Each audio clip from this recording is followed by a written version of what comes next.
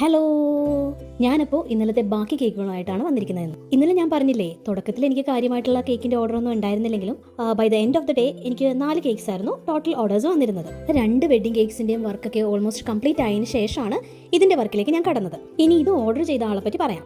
എൻ്റെ ഒപ്പം പഠിച്ചൊരു ഫ്രണ്ടാണ് എനിക്ക് ഈ ഓർഡർ തന്നത്.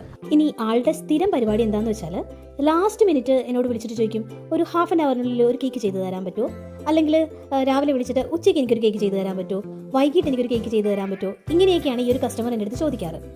പക്ഷേ ഒരു പ്രാവശ്യം ഞാനിവിടെ സ്ഥലത്തില്ലാഞ്ഞത് ഒഴിച്ചാൽ ബാക്കി എല്ലാ കേക്കുകളും ഞാൻ കറക്റ്റായിട്ട് ചെയ്ത് കൊടുത്തിട്ടുണ്ട് കേട്ടോ.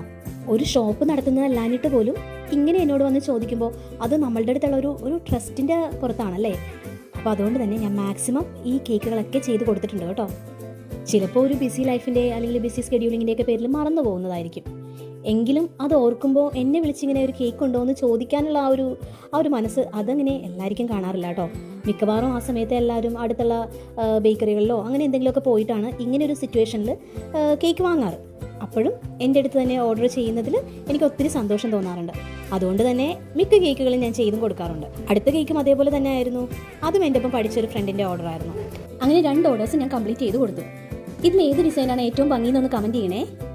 അപ്പോൾ ശരി, ബൈ ബൈ.